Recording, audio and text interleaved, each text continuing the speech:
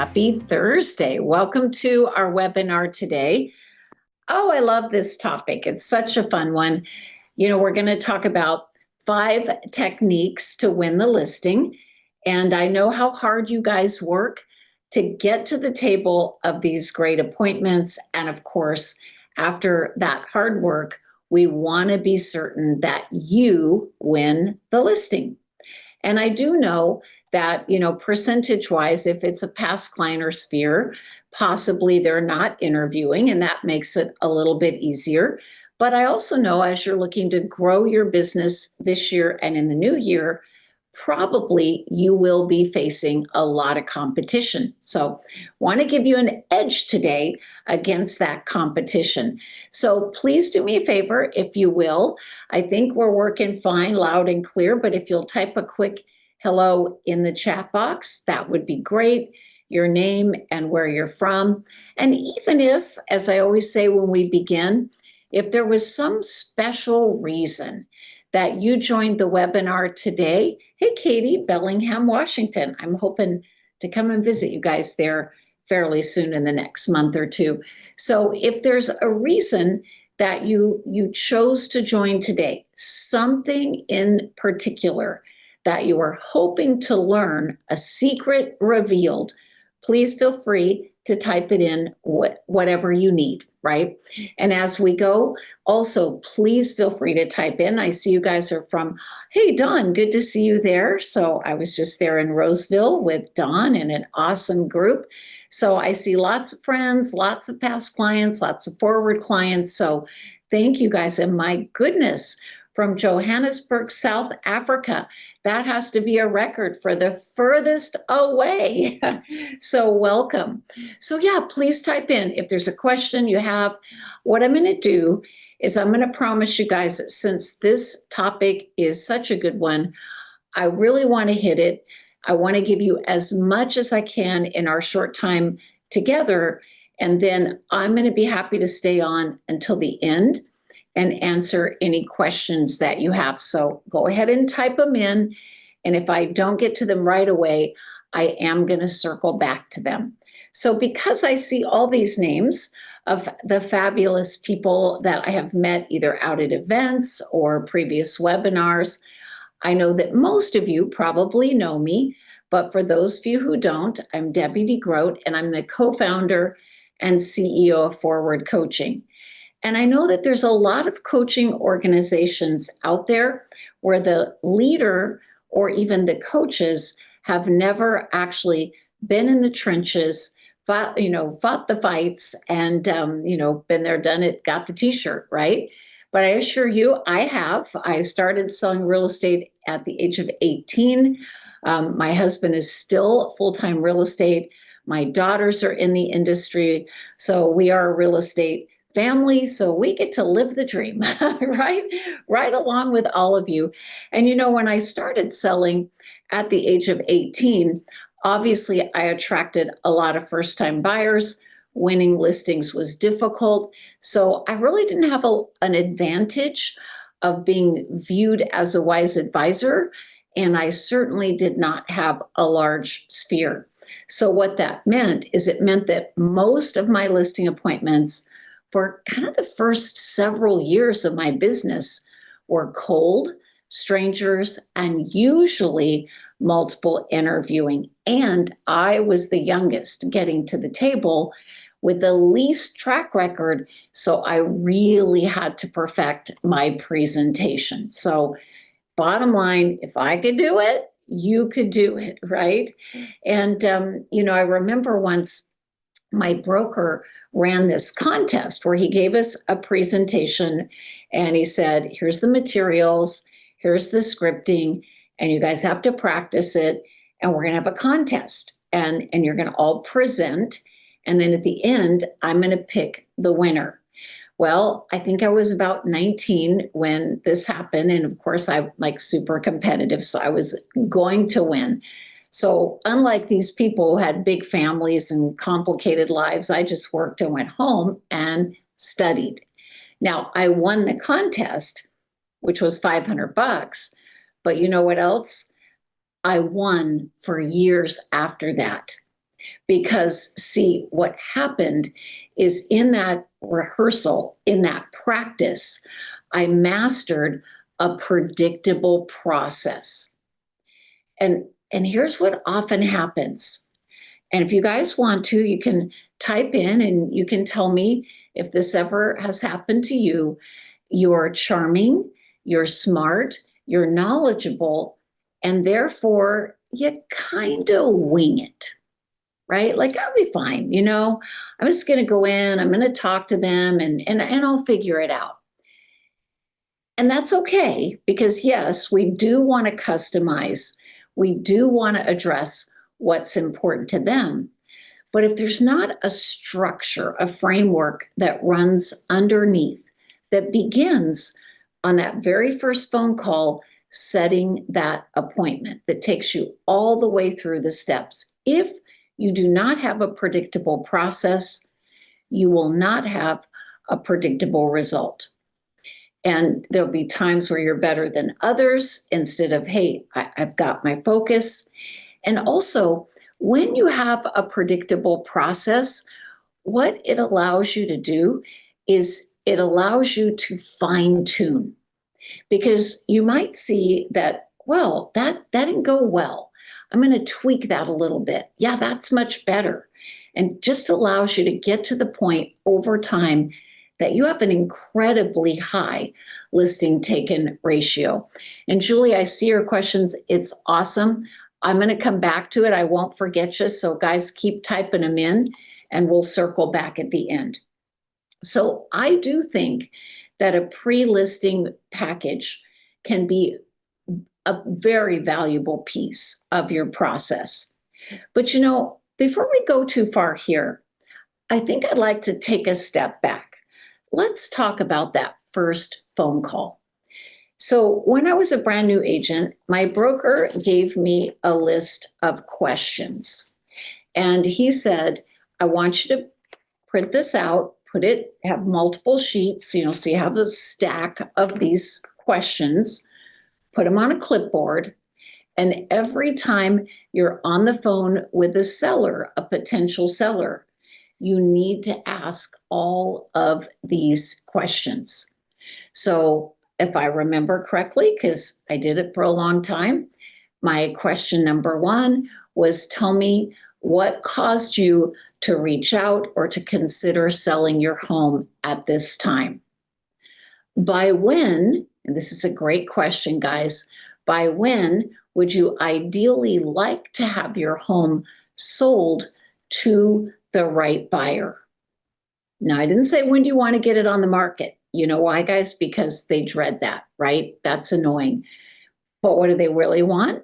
They want their home sold to the right buyer. So by when do you want your home sold to the right buyer? What's important about that time frame? Then I would also ask them to describe, of course, their home.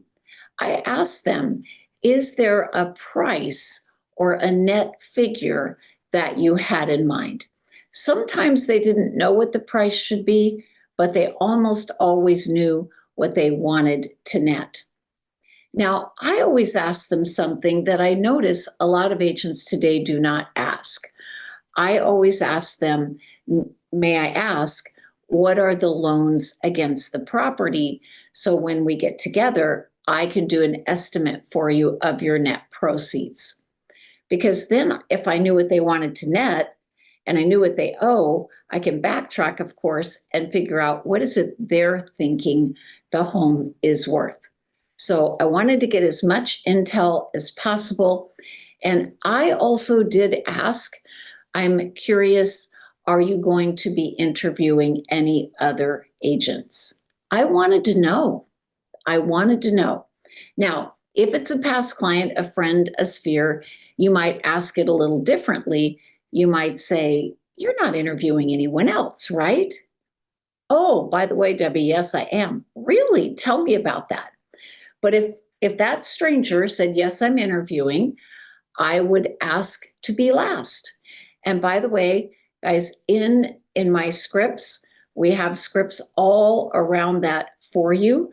So just know that I'm going to ask Jessica that when this recording goes out, I'm going to ask her to reattach those scripts for you. Okay, so that way you have them. And of course, we're going to send you a copy of this recording. So in the pre-listing package, what I would say in that conversation, I would say, Mr. and Mrs. Seller, or whoever I was speaking to, I would like to have delivered to you, or I'd like to drop off a package of information. It tells you about my bio and background. It shows you some of the things I'll be doing for you in our marketing plan and some of my reviews and testimonials. If I get that to you in advance, it will save us time in our meeting. Then I can focus just all about you. Would it be all right if I drop it off? And would you commit to just taking 5 minutes and taking a look at it? Did they always read it? No. But you know what? It still had value. I think of it like thud factor, right? Boom, hit the coffee table. It's laying there on the coffee table. They're looking at it. The fact that I put that together, that I took the time, is kind of a wow factor that other agents did not do. If they're really analytical, they probably will pour through it page by page. So it can be, Lee, it can be really just whatever you take to the listing appointment, but I would include more pieces if you want to. Again, your bio, your reviews. If you have 100 reviews, you might even bind those in a separate little package, 100 reasons to choose Lee. So I just think of it as the wow factor. And I do think that your bio should speak to the markets that you serve. So you see Sarah, it's her market that she's, I think it's important to talk about areas of specialty, markets that you serve, even previous experience that you have. Like maybe you came from the legal field, right? Maybe you have a construction background. Maybe you were a therapist and you can explain to your seller, this helps me guide buyers through the emotion of purchasing a home. So make sure those bios are sharp. And guys, if you've been in the business a long time, then I would encourage you, take a moment, go back and look at your bio. It might need some updating. Now, Barbara is asking, is there any reason not to email? No, you certainly can email it. In fact, I like you to email it. I also like you to deliver it or mail it if you can. And the only reason I say that is to physically have it in their hand. They are a lot more likely to review it than they are to open it up or download it or look at it in an email. One of the top agents, I think he may be the #1 agent for EXP in the country, a good friend of mine, coached him for many, many, many years, David Lawson. And David is wonderful listing agent, incredible. He's in Park City, Utah. And David actually talks about, Barbara, that every time he is in communication with that future seller, he hasn't yet listed the property, he will continue in that email chain to keep attaching that listing package. So he emails it, he delivers it, and then he keeps sending it until they list the property. So when you think about, as you're looking to go on that appointment and have this discussion with the seller, we want to talk about, who are you and why does that matter? Then we want to share, who is your company and why is that going to matter? And think about features versus benefits. So for example, you might say to someone, I've been in the business 20 years. Okay, so they're thinking, well, so what? So what does that matter to me? So make sure you share the benefits of what you're talking about. The fact that I've been in the real estate business for 20 years means that I have guided hundreds, or however many you want to say, dozens or whatever your number is, of fabulous clients through challenging markets and situations. I'm incredibly knowledgeable, highly skilled negotiator. I can bring all of that to bear to get you the highest realistic price possible. So, who are you? Why does that matter to them? Who is your company? And how is that going to be a benefit? And then, of course, we're going to get into that piece of what you're going to do to sell their home, the marketing.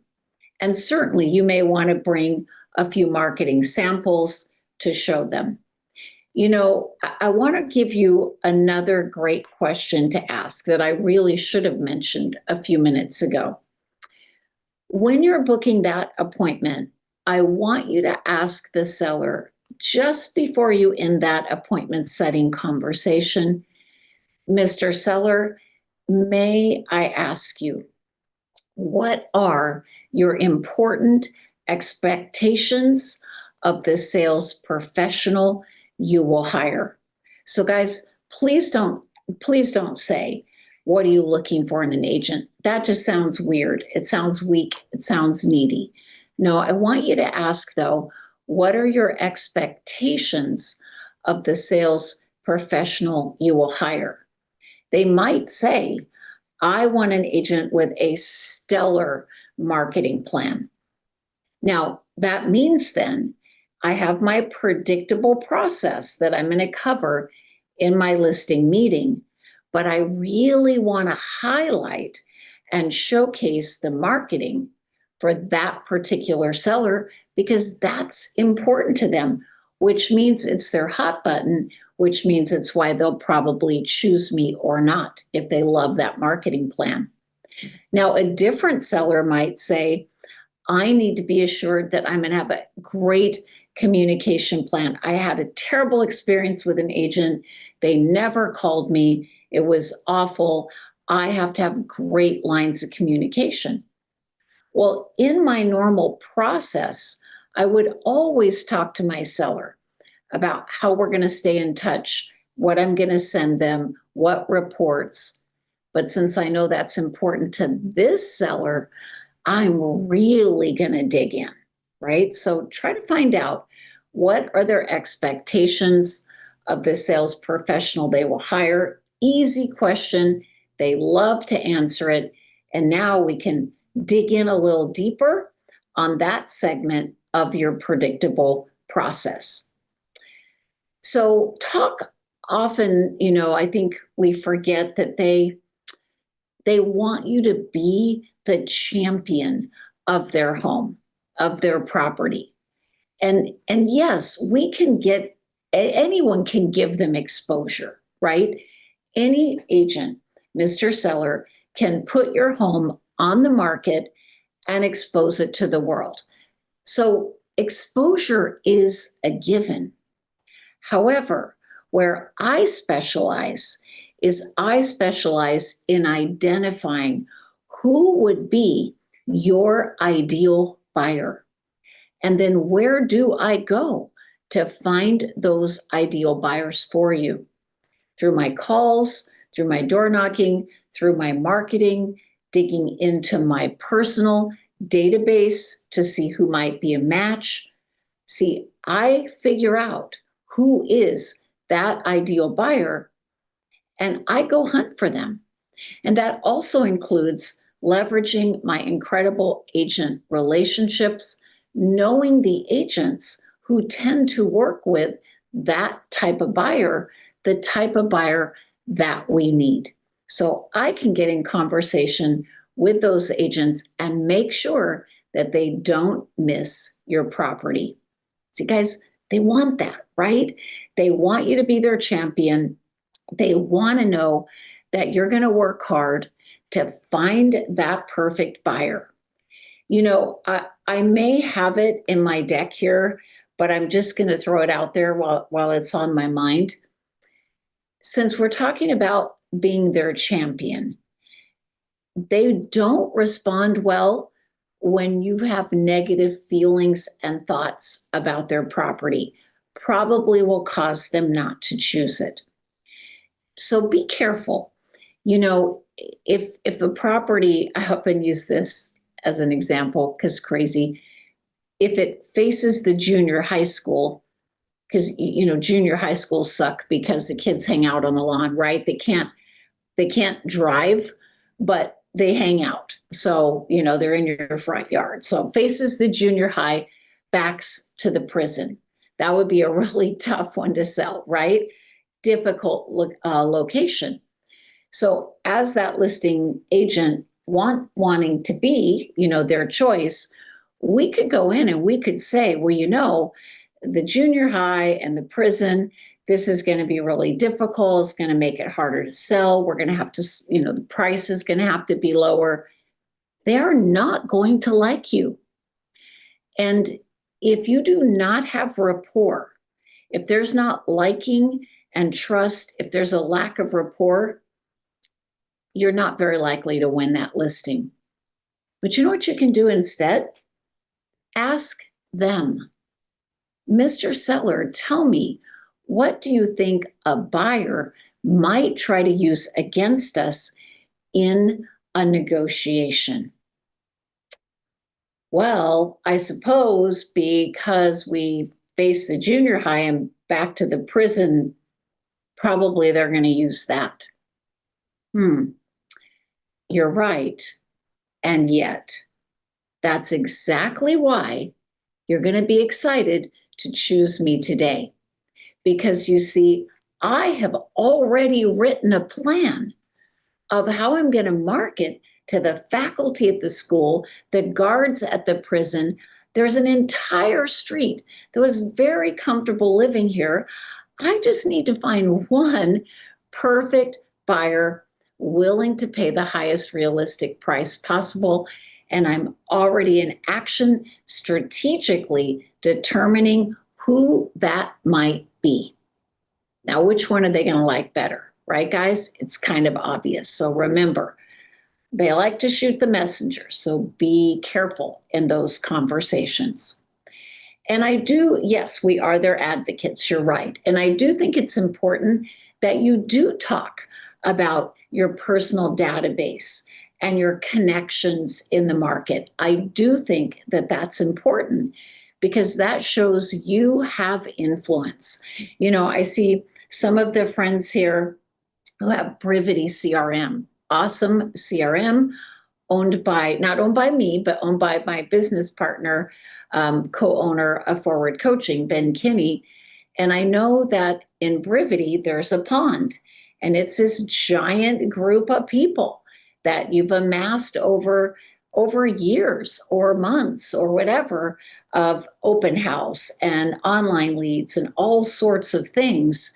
You might actually be able to even pull up on your screen and say, I have 10,213 people in my CRM that are past clients, Sphere, and other connections in the community. And I will be working those connections to find a buyer for your home. And we already touched on this. I do like to stress how I cooperate and interact with other agents. Yes, Mr. and Mrs. Seller, they could find your home on the MLS. They could find your home on a search. But why do I want to leave it to chance? I don't want to leave it to chance. They might miss it. So what I actually can do in my multiple listing, I call it reverse prospecting. I can look and see what agents have run searches for buyers matching our criteria. So that tells me they have a prospect for your house. I don't wait for them to find you. I call them and I promote your home to them. Now, here's another little trick, guys. when someone, I know they want to choose me and they're doing a multiple interview, and I can tell they want to choose me, but they feel bad about canceling those other interviews. I'll say, Mr. and Mrs. Seller, I am very gracious and cooperative and respectful of those in our industry. And because I can tell that you and I want to work together, I believe it's the right thing for us to work together. It really would be sad and unfortunate to bring in these other agents and then reject them, because they will be angry that you wasted their time. What would be more appropriate is if I reach out to them, let them know that we've decided to work together, but that I want to partner with them on helping them bring any buyers to the table, giving them first access to the property, and really working with them to put a deal together if they can bring us a buyer. So now you have the best of everything.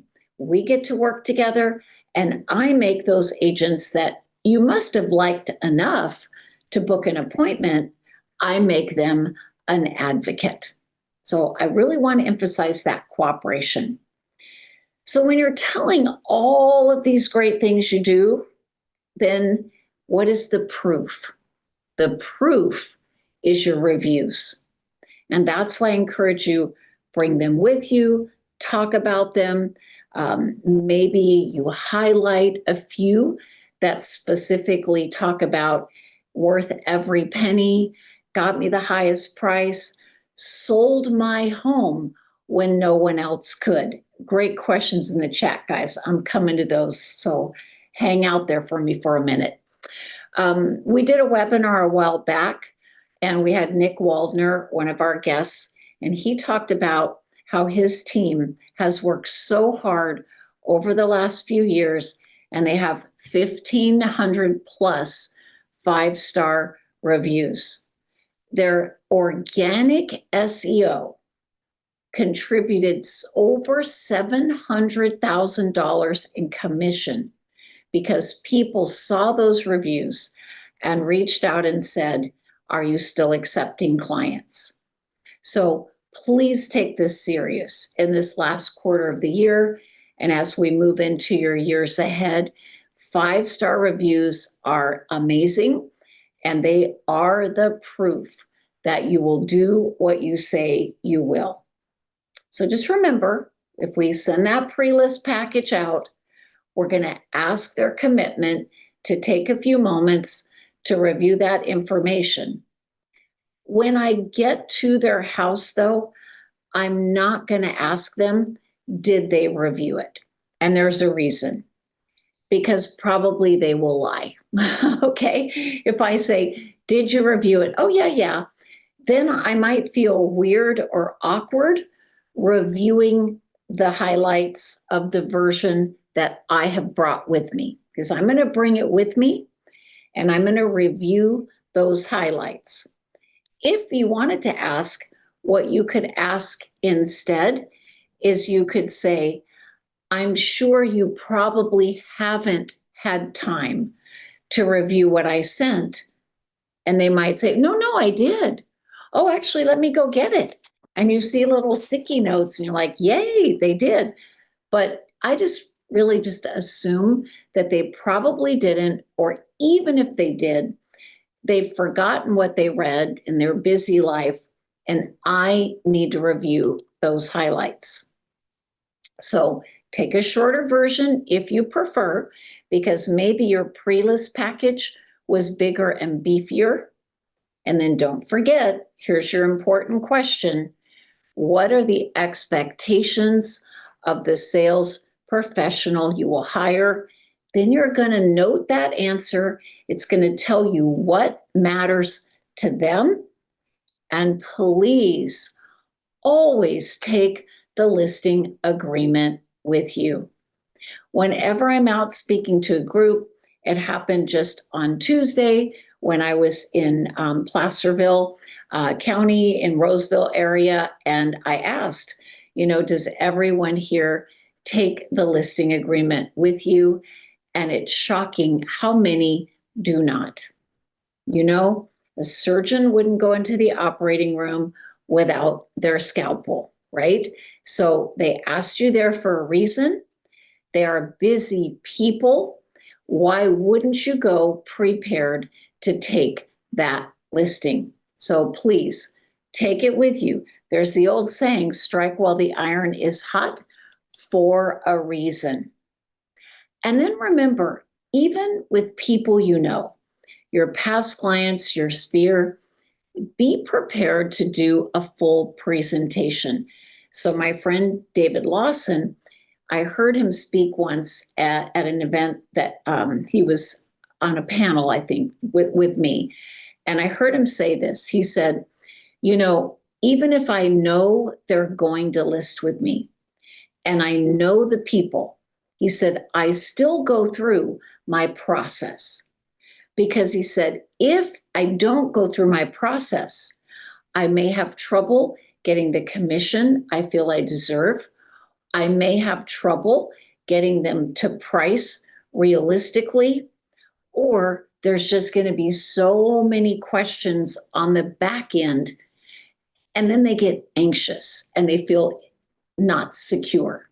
So by doing that predictable process, even with the people I know, I have a better outcome.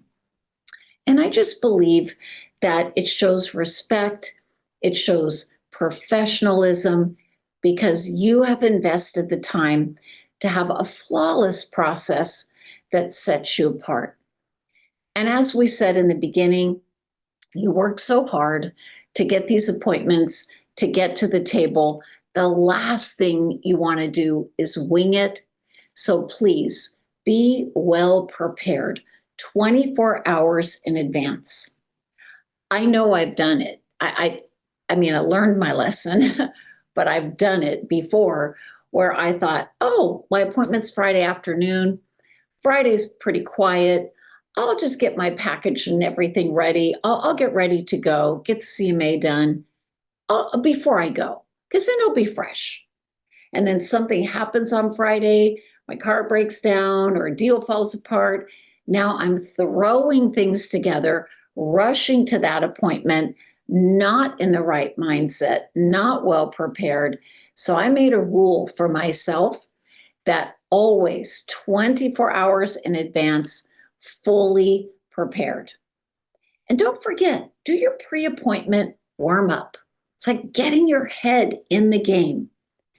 You know, if you're driving over to the property, you know, maybe you even need to just turn off your phone, because the last thing you need to have happen before you're walking in to list that home is to find out that some other deal fell apart or have some angry seller yelling at you. So find what works for you. Does it work for you to listen to scripts? Does it, you know, work for you to rock out to Eye of the Tiger, you know, the theme from Rocky?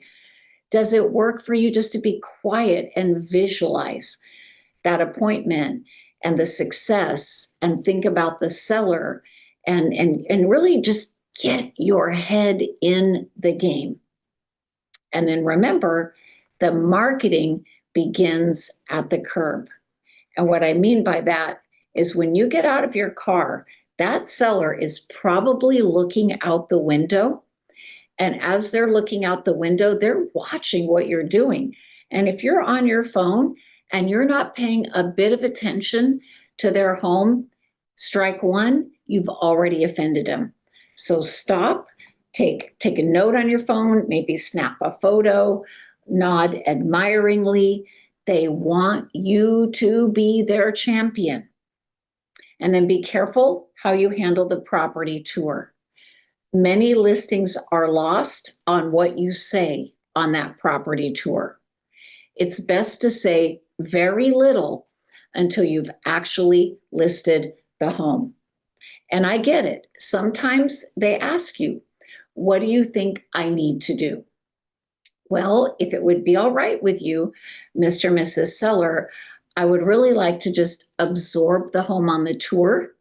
And then once we sit down and we determine the price you want to achieve and the timeline you need, and we list your property, then what I'll do with you is I will go back and I will walk through again, and we can at that time make a curb to curb assessment. See, I'd like to kick it down the road until they've actually listed with me. But what is the number one reasons listings are lost? How you handle price. That may make or break that appointment. So stop using the word comp. Yes, review the data, but when you say your home comps to the neighbor, they always argue, no, it doesn't. My home is better. Stop using the word comp. Instead, say this. Let's look at the data that the buyers will be looking at when they make a decision to purchase your home. Next, you may want to use the 3 pricing strategies. You know, Mr. Seller, I've made a science out of pricing properties, and I have 3 strategies for us to consider. Strategy number 1, I call it less is more. So we price on the low end of the market scale, hoping that that will attract a lot of activity, possibly even multiple bids. Very successful if you're comfortable with that. Strategy number 2, pricing to the data. It will be a reasonably quick sale. We'll get a full value appraisal because we have lots of data to back it up. Or strategy number 3, I call it the retail strategy, where we price as high as we feel the ceiling might be, knowing we're testing, and if the market does not respond, we can have our game plan for what we do next. So, based on your time frame, which strategy do you prefer? So we offered them less is more, pricing below the data to spark multiple bids, pricing to the data for a reasonably quick sale, hopefully a full value appraisal, retail pricing, stretching as high as the market might bear. And then remember, if they say they want to start high, don't say we can try it, because they don't like that. Remind them it's to your benefit if that property sells for more money. Remind them you're going to fight for them, and also ask their permission to tell them the truth if the results are not happening. So guys, as you're doing this presentation, one of the reasons we discuss the pricing strategies, you want to engage with them, not just pitch at them. And I got to tell you, you and I both know this. Every seller today probably goes online, checks their value, doesn't mean the value they're seeing is accurate, but they have already formed an opinion. So you might as well plan to engage them in that conversation. Don't tell them what is wrong with their property. They'll just get mad. Instead, ask that great question. What do you think a buyer might try to use against us in the negotiation? And then have a good plan on how are you going to transition over to the close. So at the end of this meeting, you shouldn't say, do you like it? What do you think? Any questions? Hope you choose me. No, we have to be confident and powerful, not pushy, not arrogant. Again, transition to the close that would be easy and smooth. So I could say, Cynthia, tell me, by when would you like your home sold to the right buyer? Now, let's say that Cynthia says, well, ideally, I want to move by January. Whatever that seller tells you, we want to quickly calculate in our mind what is a logical explanation of urgency and timeline. So how do I spark urgency based on Cynthia's time frame? Well, Cynthia, because you would like to be moving in January, and we're now almost to the end of October, it does take a couple of weeks to effectively launch the property. Then we don't want to feel pressured. If the right buyer isn't coming immediately, we want to work hard on identifying that ideal buyer. Then we have to go through the negotiations. Then we have to go through the closing process. And since most buyers also will not want to move at the Christmas holiday, that makes moving in January perfect. So actually, today would be an awesome day to begin. And if I may go over with you the very standard listing agreement that I prepared. Oh, and I had a question for you, so I could check the box here. Are you willing to furnish a home warranty plan? Wonderful, really good idea. Let me check that.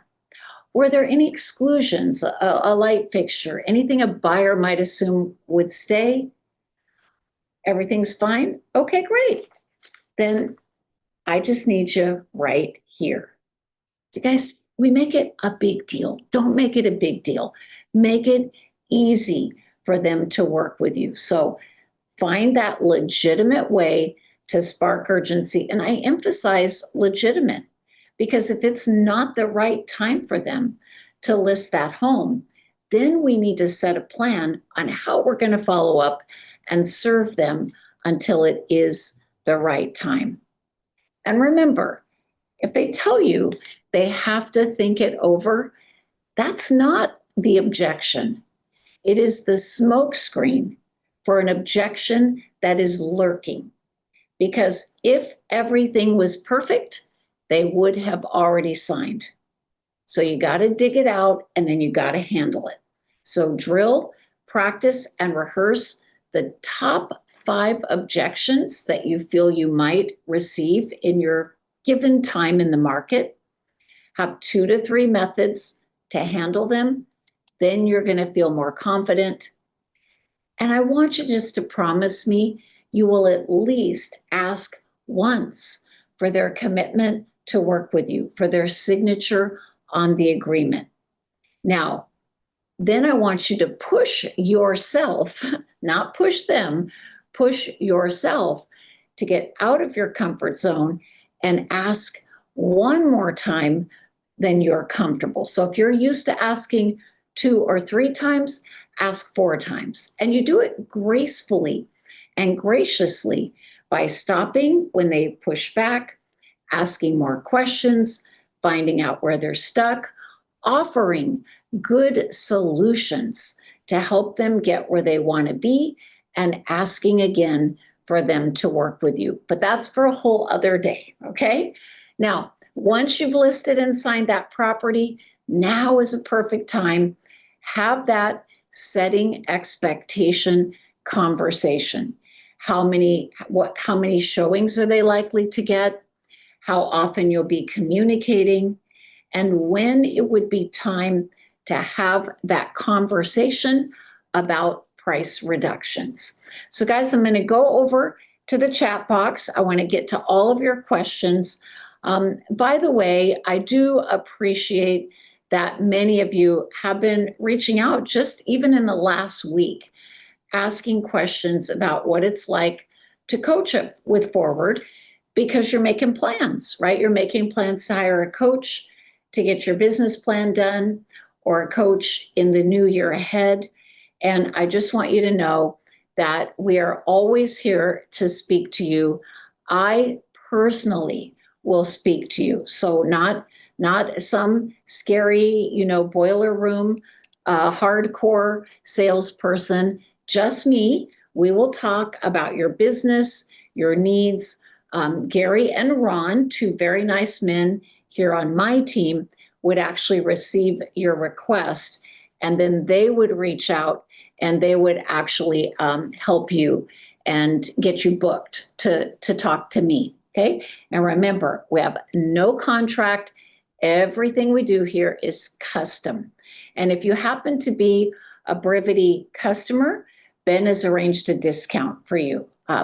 So let's just see if I missed anything here. Let's see. When you show them the CMA, I'm not sure about what Cynthia's saying there, but I would say I would not send, just made me think of something. I would not send the CMA in advance, only because I think you should discuss it with them in case they don't like what's on that CMA, and then they might cancel on you. I do see that Barbara said she's had listing appointments cancel because the seller chose another, which is why she doesn't like to be last. I know that's a tough call, Barbara. So my thought on that is, if you look at the personality style of the seller, if they're a high D, high I, if they're a strong, aggressive personality, they may make a decision on the spot. If they're high S or high C, so very calm, very analytical, they may want to complete that entire process. Then you may want to go last. And also, in the scripts that I will ask Jess to send all of you, there is a script for how to ask for their commitment not to list until they actually meet with you. Okay. Eric says he is a problem solver and he wants to jump right in to talking about prepping the listing. Be careful. Do it after you sign the paperwork. In fact, when you're on that tour, Eric, when they ask you what they need to do, a perfect question is to say to them, I'm curious, if you felt you could net more, would you want to do some work, or do you prefer to sell as is? That's an important question, because if they say I prefer to sell as is, not a problem. We'll look at that when we discuss price. If they say, yes, I would do work, what should I do? Then you go back to, let's examine the price you want, the time frame you need. Once we list the home, then we'll walk back through together and make a complete list. Okay. Let's see. Getting reviews is a system, all of it in and of itself. Yes. And yes, plant those seeds about the 5-star review. Nick Waldner actually talks in the beginning. We're going to do a great job so that you will be willing to give us a 5-star review. As they go along and there's those magic moments where things are going great, would you agree this is an example of our 5-star service? Would you do us a favor and go to this link and give us a 5-star review?